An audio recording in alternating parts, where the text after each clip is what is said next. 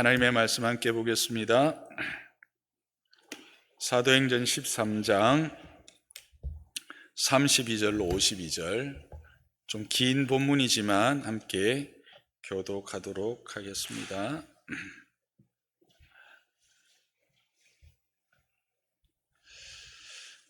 사도행전 13장 32절로 52절, 제가 32절을 읽습니다. 우리도 조상들에게 주신 약속을 너희에게 전파하노니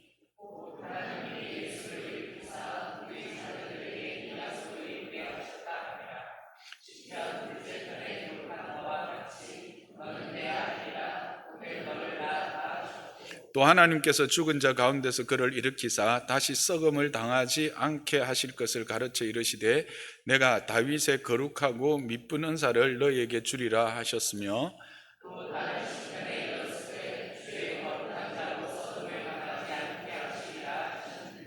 다윗은 당시에 하나님의 뜻을 따라 숨기다가 잠들어 그 조상들과 함께 묻혀 썩음을 당하였으되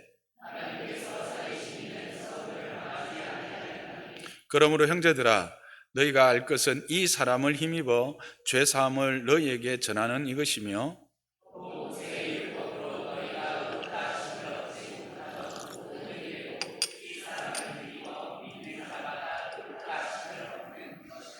그런즉 너희는 선지자들을 통하여 말씀하신 것이 너희에게 미칠까 삼가라.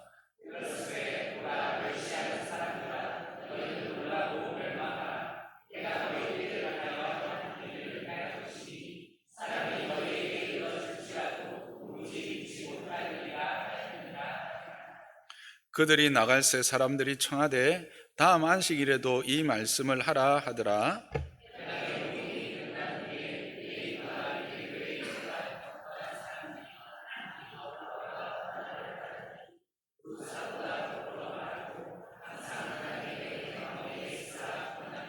다음 안식일에는 온 시민이 거의 다 하나님의 말씀을 듣고자 하여 모이니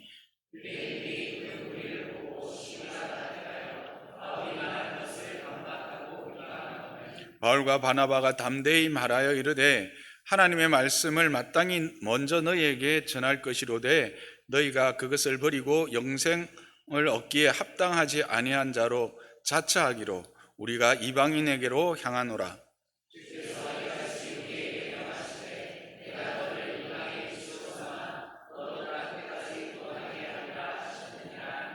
이방인들이 듣고 기뻐하여 하나님의 말씀을 찬송하며 영생을 주기로 작정된 자는 다 믿더라. 이에 유대인들이 경건한 기부인들과 그 신의 유력자들을 선동하여 바울과 바나바를 박해하게 하여 그 지역에서 쫓아내니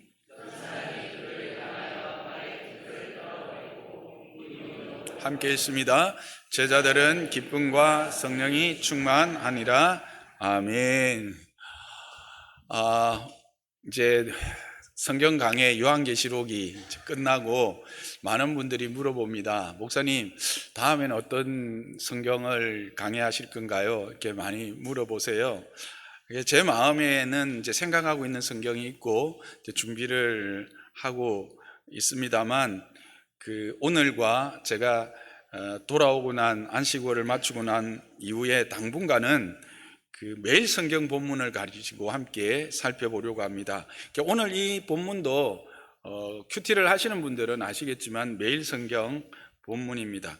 왜 이렇게 매일 성경 본문으로 같이 하려고 하느냐 하면 우리 교회는 유치부부터 초등부, 청소년부, 청년부까지 주중에 이 매일 성경으로 개인 묵상을 하고 주일에는 그 말씀 중에 한 말씀으로 이제 설교를 듣고 또 들은 설교로 소그룹까지 나누는 이런 통합적이고 연속적인 말씀 묵상과 또 은혜 나눔들을 계속해 오고 있습니다. 그래서 아주 어린 자녀들이 있는 가정들은 이 매일 성경의 말씀을 가지고 또 가정 예배까지 연결을 하고 있거든요. 해서 당분간 저도 이렇게 매일 성경 본문을 선택해서 1부부터 4부까지 동일한 본문으로 동일한 주제로, 그런데 설교자가 다르기 때문에 설교의 어떤 이 흐름이나 뭐 이런 것들은 좀 다를 수 있어요. 왜냐하면 성령이 각자 목사님들에게 주시는 그게 또 다르기 때문에. 그러나 어쨌든 같은 본문으로 같은 주제를 가지고 이제 설교를 나누어서 이제 가정 예배까지 연결할 수 있도록 이렇게 하려고 합니다. 그래서 목사님 이제 그냥 사도행전 강의하시려나? 게 아니고 이렇게 매일 성경 본문으로 함께 하게 되는 것을 여러분들에게 먼저 말씀을 드립니다. 여러분, 이제 매주 이렇게 교회에 나오면 예배를 드리고 또 예배를 드릴 때마다 설교를 들으시죠? 여러분이 기뻐하시는 설교 주제는 뭐예요? 여러 가지가 있을 거예요. 반면에 또 부담이 되는 설교 주제도 있을 겁니다. 어떤 설교가 여러분이 가장 듣기에 부담스러우세요? 속으로 이렇게 이야기하시는 분 계시죠? 헌금 설교요. 그렇습니다. 많은 이들이 헌금 설교를 부담스러워 합니다. 근데 어떤 분은 제가 이렇게 말하면 믿기지 않겠지만 성경적 그 헌신, 성경적 헌금을 본문을 바탕으로 잘 설교할 때 의외로 은혜 받는 분들이 참 많아요. 실제 우리 교회에 등록하게 된 계기가 헌금 설교였던 분도 있습니다. 그분이 우리 교회에 처음 이제 오셔서 설교 예배를 드리는데 마침 그날 그때 이제 제가 마태복음을 강의하던 때였던 것 같아요. 근데 본문이 이제 헌금에 대한 설교였어요. 그래서 제가 헌금 설교를 했죠. 본문이 말하는 것을 이야기해야 하니까. 근데 그분이 그 첫날 헌금 설교를 듣고 바로 등록을 하셨어요. 그래서 등록하시면서 하시는 말씀이 헌금 설교 때문에 은혜 받아서 등록하신다 하시더라고요. 그리고 지금도 잘 출석하고 계십니다. 안 믿겨진다는 어떤 표정이신데 목사가 거짓말을 안 합니다. 이렇게 부담되는 이제 주제가 있어요. 이제 그분이 참 그렇게 은혜를 받긴 하지만 실제로 이제 부담이 되죠. 이 헌금 설교와 아주 비슷한 부담을 주는 또 설교 주제가 있습니다. 그게 뭡니까? 그래요. 전도. 예, 전도 설교죠. 이 전도 주제 또한 그 부담이 되는 분들이 있다고 말씀하셨지만 또 어떤 분들에게는 이 전도 설교가 우리의 마음을 뜨겁게 하고 어떤 이들의 가슴을 막 뛰게 하는 그런 시간이 되기도 합니다.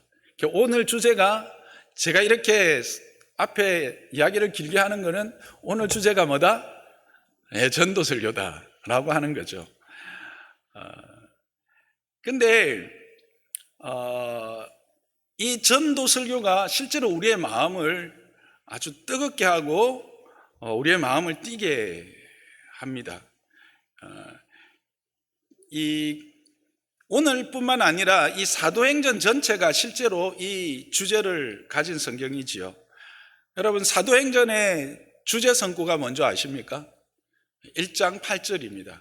아마 외우시는 분들 많죠? 함께 우리가 해볼까요? 시작. 오직 성령이 너에게 임하시면 너희가 권능을 받고 예루살렘과 온 유대와 사마리아와 땅끝까지 이르러 내 증인이 되리라 하시니라.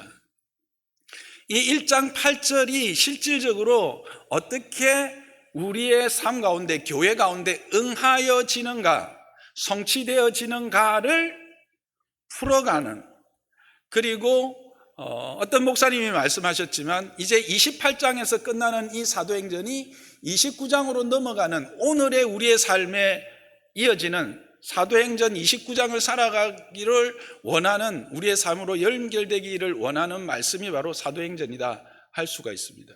그래서 이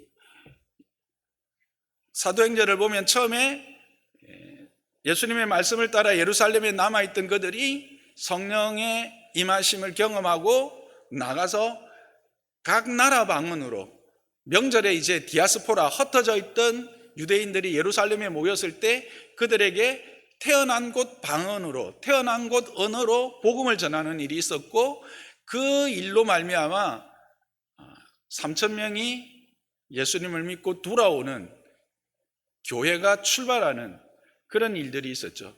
이 예루살렘에서 시작된 복음이 더욱더 왕성해지자 대제사장들과 장로들의 박해로 말미암아 흩어지게 되죠. 그래서 사마리아에 복음이 전해지게 됩니다. 대표적으로 빌립이라고 하는 집사를 통해서 사마리아의 복음이 전해지는 것들을 우리는 확인하게 됩니다. 그리고 이 복음이 바울이라고 하는 사울이었던 예수 믿는 자를 억압하던 그가 그리스도를 만나고 바울로 회심하여 이제 열방 가운데로, 땅끝 가운데로 나아가는 그 이야기에 모든 것들이 담겨 있는 책, 그게 바로 사도행전입니다. 그래서 사도행전의 또 다른 이름이 복음행전, 전도행전, 선교행전이라고도 하지요. 그리고 이 모든 일은 성령의 능력으로, 성령의 인도하심으로 행해진다고 해서 성령행전이라고도 이야기를 하고 있습니다. 그러면서 오늘도 그 성령께서 일하심, 그 일하심의 현장을 우리는 목격하게 되는 것이죠. 그런데 이 사도행전을 쭉 읽으면서 여러분은 어떤 질문을 하게 되던가요? 저는 이 사도행전을 읽으면서 이런 질문을 하면서 사도행전을 읽었습니다. 어떻게 사도들은 이 길을 갈 수 있었을까? 그들이 행한 것은 예수 그리스도를 전한 것밖에 없는데 핍박을 받고 옥에 갇히고 어떤 이는 죽음을 맞이하게 되고 맞고 내어 쫓기고 비방을 당하고, 그럼에도 어떻게 이 길을 갈 수 있었을까? 그런 질문을 저는 하게 되었습니다. 아마 여러분들도 그런 질문을 하고 이 사도행전을 읽으신 분들이 많이 있을 겁니다. 사도행전은 계속해서 이 질문, 어떻게 사도들이 이 길을 갈 수 있었을까에 대한 답을 주고 있는데 오늘 본문도 그 답을 주고 있습니다. 그래서 오늘은 이 본문을 통해서 그 답을 함께 확인해 보기를 원합니다. 여러분, 이 본문이 우리에게 주고 있는 그 이유의 첫 번째 답은 무엇입니까? 이 일은 성령의 역사와 은혜로 되어지는 일이다. 이 일에 참여하는 자는 성령의 충만함과 은혜의 풍성함을 누리기 때문에 이 길을 갈 수 있다라고 말하고 있습니다. 여러분들 가지고 오늘 함께 읽었던 성경 보시면 48절에 보면 이방인들이 듣고 기뻐하여 하나님의 말씀을 찬송하며 영생을 주시기로 작정된 자 다 믿더라라는 말씀이 나옵니다. 바울과 바나바 그리고 그들의 일행들이 복음을 전했을 때 믿는 자들도 있었지만 박해하는 자들이 있었습니다. 선동하고 비방하고 박해하고 결국 쫓아내는 자들 있었습니다만 그 가운데 그럼에도 불구하고 하나님의 말씀을 찬송하며 영생을 주기로 작정한 자는 다 믿는 역사를 이 사도들이 보게 된 것이죠.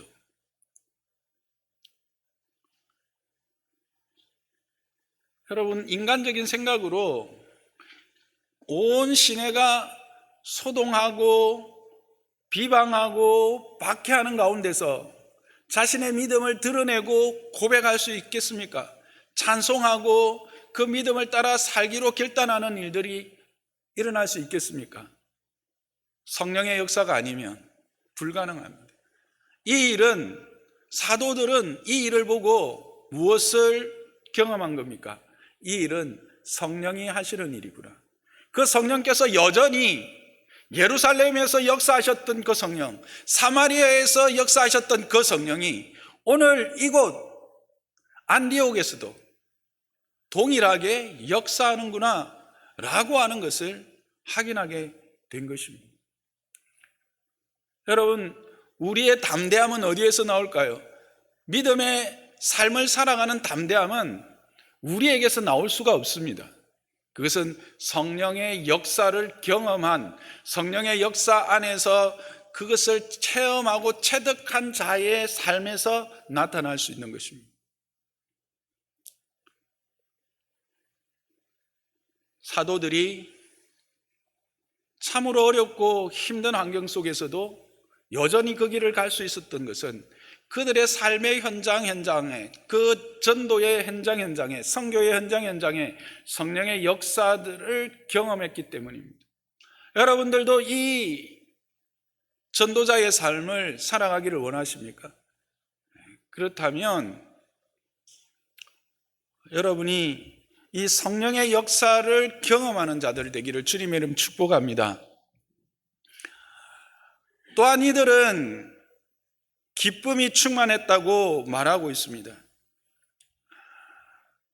51절 52절에 보면 이 두 사람이 쫓겨날 때 발에 티끌을 떨어버렸고 성령과 기쁨으로 충만했다고 말하고 있습니다. 전도자에게는 이 성령의 역사를 경험함으로 말미암는 담대함이 생깁니다. 하나님이 나와 함께 한다고 하는 그 동행함의 은혜, 그 동행함의 확신, 그것은 모든 두려움으로부터 우리를 자유케 합니다. 모든 두려움을 이기는 힘이 되는 겁니다. 그래서 담대하게 됩니다. 여러분, 참으로 이 땅 가운데서 믿음을 지키며 믿음의 사람으로서의 담대함과 당당함을 맛보기를 원하시고 그렇게 살기를 원하십니까? 그렇다면 여러분이 전도자의 삶을 살기를 주님의 이름 축복합니다.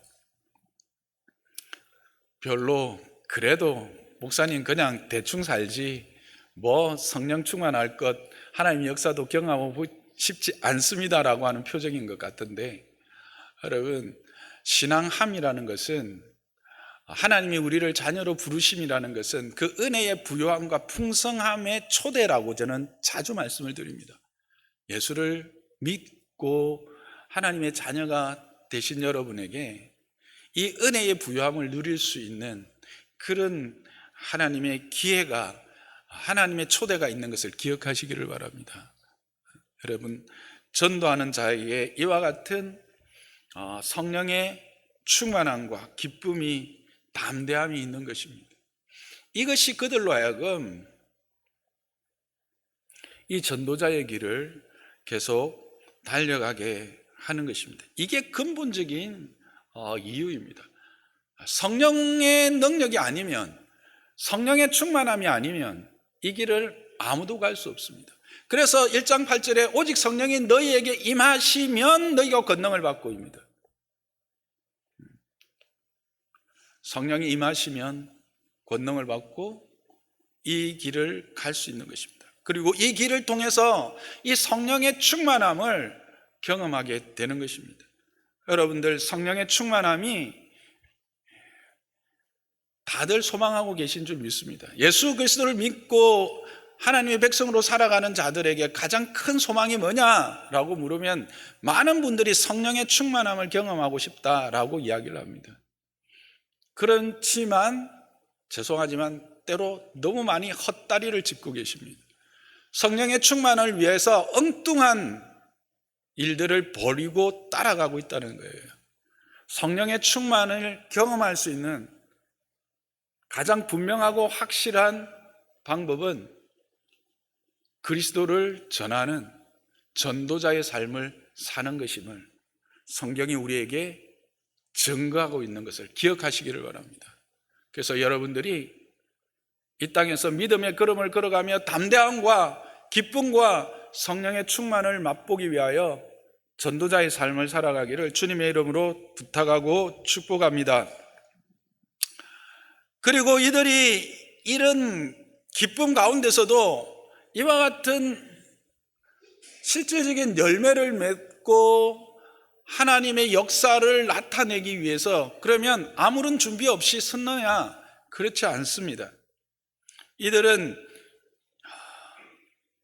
예수님이 주 되심에 대한 분명한 성경적 지식을 바탕에 둔 믿음이 있었습니다. 성경에 대한 풍부한 지식, 그리고 그것을 바탕으로 한 분명한 믿음이 이들로 하여금 이 길을 가게 했고 아름다운 열매를 경험하게 했다고 하는 사실입니다. 32절부터 41절을 함께 보시기 바랍니다. 바울은 이렇게 말씀을 시작하지요. 우리가 너에게 전하는 이 말씀은 조상들에게 주신 약속을 너에게 전파하는 것이다 라고 말하고 있습니다. 그러면서 그 약속이 어떻게 이루어졌는가? 이스라엘 백성들은 아브라함으로부터 시작된 하나님의 약속에 대한 사모함이 있었습니다. 하나님의 백성이 되고 그 백성으로 말미암는 은혜의 누림들에 대한 풍성한 약속이 있었습니다. 그 약속의 종착점은 누구에게서 찾아집니까? 메시아에게서 찾아집니다. 그 메시아 되심의 분명한 증거가 뭔가? 그것은 바로 부활이라고 하는 것입니다. 그래서 이렇게 이야기합니다. 그 약속을 하나님이 어떻게 이루셨는가 하면 하나님이 예수를 일으키심으로 그 약속을 이루어 주셨다라고 바울은 이야기하고 있습니다. 그리고 그 증거로서 오시는 메시아가 부활하심으로 그 약속의 증인인, 그 약속의 참된 증인이 되는 메시아가 되는 그 증거로서 유대인들이 잘 알고 있는 이 메시아 시편, 메시아 시편인 시편 2편 7절을 인용하죠. 오늘날 내가 너를 낳았다. 그리고 그 낳은 자가 결코 썩지 아니함을 입는 그 메시아됨의 증거들을 시편과 이사야의 글을 통해서 증거하고 있는 것입니다. 바울은 하나님이 예수님을 통하여 조상들에게 주신 약속을 이루셨고 그 약속은 바로 메시아로 오신 이의 부활로 확인되어진다. 그리고 그렇게 부활하신 이가 바로 예수 그리스도다라고 하는 이 사실을 증거하였습니다. 이건 뭘 말하는 겁니까? 전도자의 소양입니다. 우리가 전도자로서 하나님의 은혜의 부요함과 그 성령의 충만함을 맛보기 위해서 먼저 우리 안에 메시아에 대한, 예수 그리스도에 대한 바른 지식과 그 지식에 대한 분명한 믿음이 있어야 된다라고 하는 사실입니다. 저는 여러분들이 이와 같은 말씀에 대한, 성경이 말하는 바 메시아와 그 메시아됨의 증거에 대한 분명한 지식이 있기를 주님의 이름으로 부탁합니다.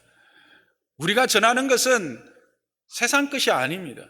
바울도 오늘 보면 둘러 이야기하고 있지 않습니다. 오직 예수 그리스도에게 집중하고 있습니다. 전도하실 때 보면 자꾸 세상의 어떤 이치, 논리, 과학적 증거 이런 것들을 가지고 예수님을 증거하려고 합니다. 그곳에 성령이 역사하시기는 하지만 더 분명하게 역사하는 방법은 성경이 말하는 예수 그리스도, 성경이 말하는 예수님이 어떤 분인지, 그분이 누구인지, 그분이 이 땅에 와서 어떤 일을 행하셨는지, 그 일로 말미암아 나와 예수님은 어떤 관계인지, 그것으로 말미암아 내가 누리는, 믿는 자가 누리는 복이 무엇인지에 대하여 분명하게 이야기해 줄 수 있을 때 그 안에 성령의 역사가 나타나는 것입니다. 저와 여러분이 말씀에 대한 사모함이 있기를 주님의 이름으로 부탁합니다. 그리고 그 말씀의 핵심인 예수 그리스도에 대하여 분명하게 누구에게도 말할 수 있는 자리에까지 이르기를 주님의 이름으로 부탁합니다. 그리고 그것을 지식적으로만 알 것이 아니라 내 삶을 통해서 분명하게 믿고 고백할 수 있는 자가 되기를 주님의 이름 축복합니다. 그것이 내 삶에서 증거되어질 때 우리는 정말 멋있는 그리스도인, 맛있는 신앙생활을 할 수 있습니다. 여러분, 제가 종종 말씀드립니다. 이 매주마다 여기 와서 앉아있고 예배도 드리고 시간도 내고 물질도 내고 재능도 내고 왜 여기 앉아 있습니까?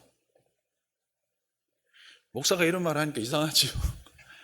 그저 여기 자리 지켜서 겨우 그냥 두려움, 막연한 두려움, 주일 예배 드리지 않으면 무슨 재난이 내한테 있을 것 같고 무슨 하나님의 저주가 내한테 있을 것 같고 그래서 어쩔 수 없이 끌려가는 신앙생활, 여기서 여러분 벗어나고 싶지 않으십니까?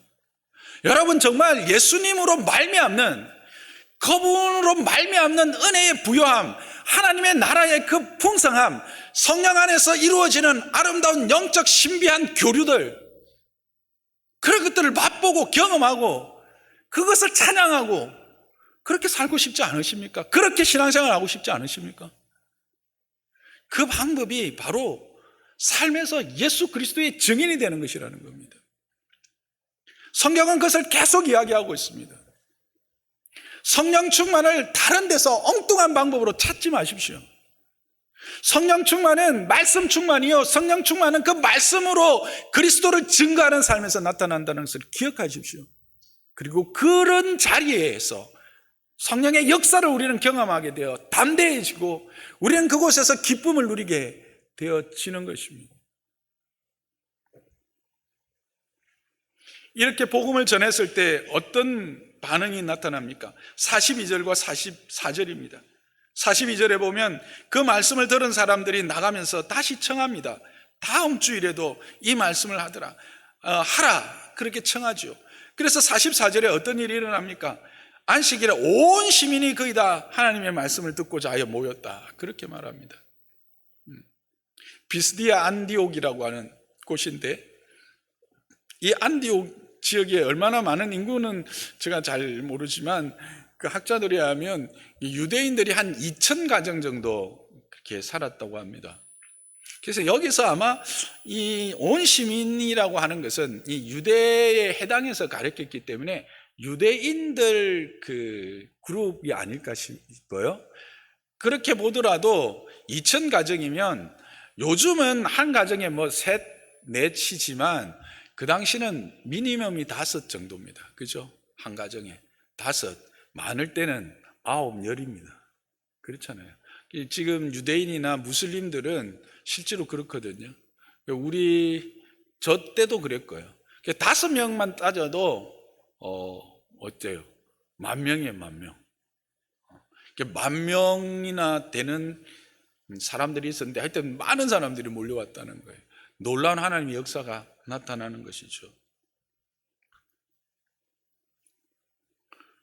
물론 방해가 없었던 것은 아닙니다. 45절 이하에 보면 유대인들이 그 몰려오는 무리들을 보고 시기심이 생겨서 바울이 말한 것을 반박하기도 하고 비방하기도 하고, 또 어떤 그 헬라인 귀부인들, 즉 유대교로 기화하려고 하는 그 헬라인 귀부인들을 충동해서 선동해서 바울을, 바나바를 박해하고 쫓아내는 일들이 있었죠.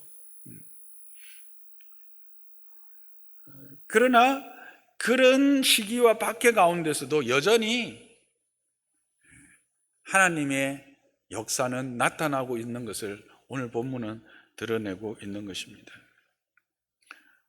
여러분이 믿음의 걸음을 걸어가려고 할 때, 이렇게 설교를 듣고 마음의 작정할 때 가장 또 걸림이 뭡니까?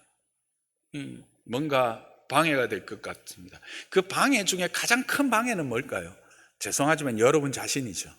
여러분 자신 안에서 생겨나는 두려움입니다. 내가 이렇게 복음을 전했을 때 누군가 이 복음에 대하여 비방하고 대적했을 때, 또 이 복음 때문에 내가 힘들고 어려운 일은 당하지 않을까 하는 막연한 두려움입니다. 그러니까 여러분 자신이 실제로 가장 큰 방해물이라고 저는 생각합니다. 그거는 저의 경험에서 드리는 말씀입니다. 두려워하지 마십시오. 경험해 보셔야 합니다. 그렇게 담대하게 말씀으로 나아갈 때 성령이 거기에서 역사하십니다. 이 성령의 역사는 그 어떤 것도 막아설 수가 없는 것입니다. 그래서 여러분, 이와 같은 성령의 충만함과 은혜의 부요함을 누리는 전도자의 삶을 살기를 원하신다면 첫째, 뭐 하라고요? 말씀에 풍성한 지식이 있어야 합니다.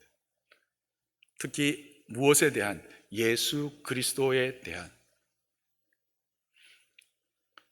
여러분이 이와 같은 그리스도에 대한 풍성한 지식으로, 그리고 거기에 대한 분명한 믿음으로 먼저 무장되기를 주님의 이름으로 부탁드립니다. 또한 사도들이 이 길을 갈 수 있었던 이유는 전도 대상자들에 대한 사랑입니다. 여러분, 바울과 그 일행들이 찾아 복음을 전한 곳은 어디입니까? 유대인의 해당이라고 그랬습니다. 왜 그곳에 갔을까요? 유대인들에 대한 사랑입니다. 어떻게 아느냐고요? 로마서 1장 16절에는 이렇게 말합니다. 내가 복음을 부끄러워하지 아니하는데 이 복음은 모든 믿는 자에게 구원을 주시는 하나님의 능력이 된다고 그는 분명히 고백합니다. 그러면서 먼저는 유대인에게요, 그리고 헬라인이라고 합니다. 로마서 9장 1절에서 3절에서는 또한 이렇게 말합니다. 자신에게 큰 근심이 있다. 정말 그치지 않는 고통이 있다. 그거는 뭐냐면 나의 형제 곧 골육의 친척을 위한 마음인데, 그들이 예수 그리스도를 믿어서 구원에 이르는 것이다. 내가 그 일을 위한다면, 그들이 만일 복음을 받는 일 때문에 내가 저주를 받아서 그리스도에게서 끊어진다 할지라도 내가 원하는 것이다. 그렇게 고백합니다. 이 말은 뭐예요? 그의 마음에 이 골육 친척, 즉 유대인을 향한 말할 수 없는 사랑이 가득 차 있었다라는 이야기예요. 그러니까 바울은 알고 있습니다. 유대인들이 자신들을 얼마나 싫어하는지. 어떻게 아느냐 하면 바울이 회심하고 난 이후에 어떤 일이 일어납니까? 다메섹에서 사도행전 9장 23절에서 25절에 보면 다메섹에서 사울을 죽이려고 밤낮으로 성문을 지키다 보니까 제자들이 사울을 광주리에 담아서, 여기는 이제 바울 되기 전에 사울입니다.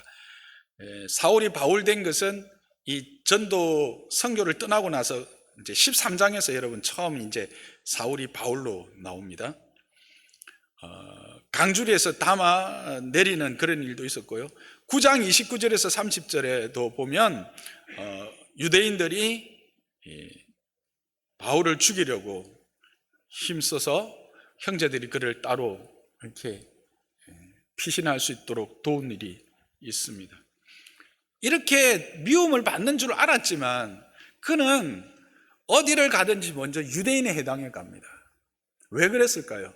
물론 어떤 이들의 말씀처럼 거기에 사람들이 모여 있기 때문에 그들에게 갔다라고 이야기합니다. 그러나 그것만이 다는 아닐 겁니다. 왜냐하면 아시는 것처럼 헬라인들, 즉 로마 사람들은 아고라라고 하는 광장이 있습니다. 그 광장에는 늘 사람들이 모여서 토론하고 이야기합니다. 그래서 아테네에서, 즉 아테네에서 전도할 때는 그곳에서 사람들과 이렇게 토론하며 전도했던 것을 사도행전에서도 분명히 말합니다.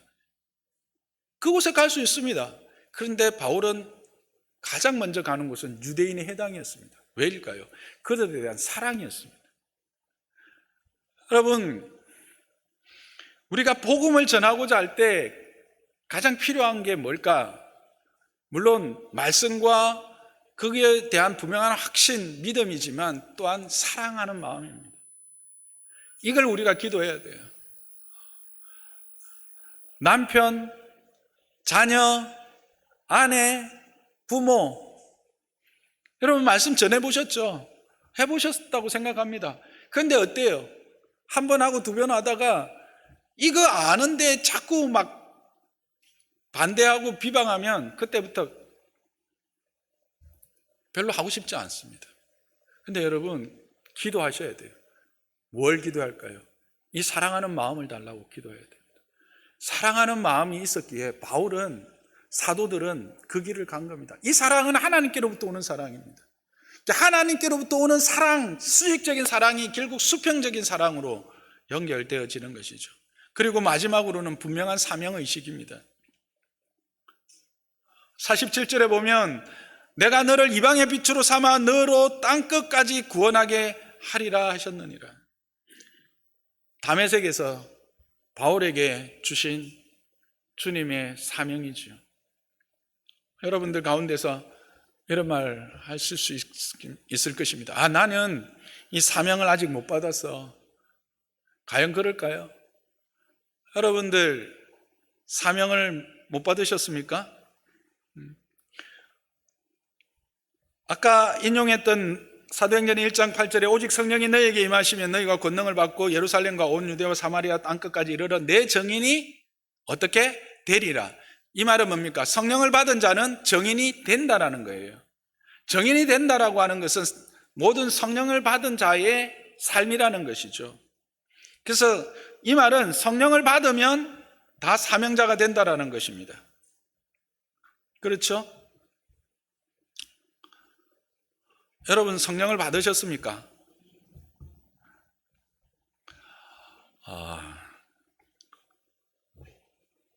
그걸 어떻게 아느냐고요? 고린도전서를 찾아보세요. 12장 3절입니다. 고린도전서 12장 3절.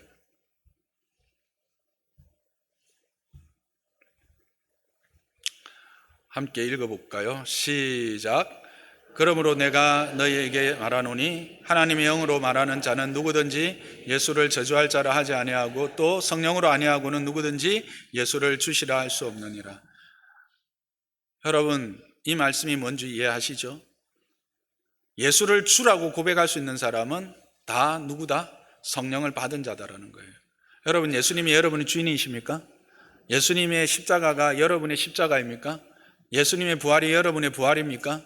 그래서 여러분은 그 연합되어서 이제 죄가 사함받고 그 생명을 누리는 자들이십니까? 그래서 여러분이 예수님을 주인으로 고백하십니까? 그렇다면 여러분 안에 누가 계십니까? 성령이 계시는 것입니다. 그러면 여러분은 사명자인 것입니다. 우리는 이것을 잃어버리고 살 때가 너무 많습니다. 전도는 특별한 몇몇 사람들의 일이다. 그렇지 않습니다. 예수를 주라고 고백하는 모든 자들의 사명입니다.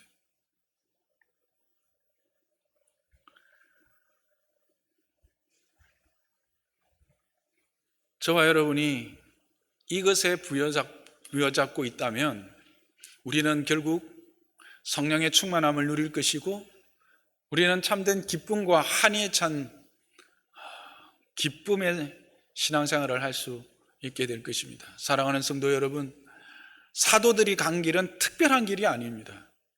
사도들이 기 때문에만 간 길은 아닙니다. 우리가 보는 것처럼 집사들도 거기에 있었습니다. 평신도들이 얼마나 많이 그 사역에 함께 동력했는지 모릅니다. 사도의 시대는 1세기로 끝이 납니다.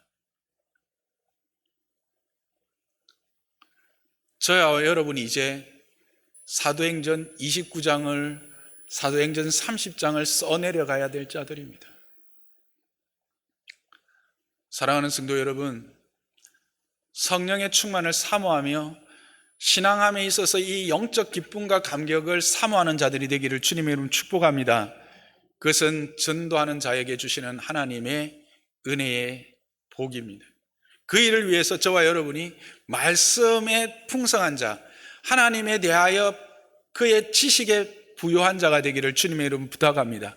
특히 예수 그리스도에 대하여 분명하고 부요한 자가 되기를 주님의 이름으로 부탁합니다. 또한 우리 안에 사랑의 마음이 있기를, 기도하고 그 사랑으로 나아가는 자 되기를 주님의 이름으로 부탁합니다. 우리가 사명자인 것을 잊지 않기를 주님의 이름으로 부탁합니다. 그래서 우리가 이 걸음을 주님 오실 때까지 걸음으로 주께서 우리에게 약속하신 바 성령으로 말미암는 그 은혜의 부요함, 성령의 9가지 열매뿐만 아니라 그 열매로 말미암는 그 부요함과 풍성함을 우리의 신앙함의 모든 순간순간 누리며 고백하며 찬양하며 살아가는 저와 여러분 되시기를 주님의 이름으로 부탁하고 축복합니다.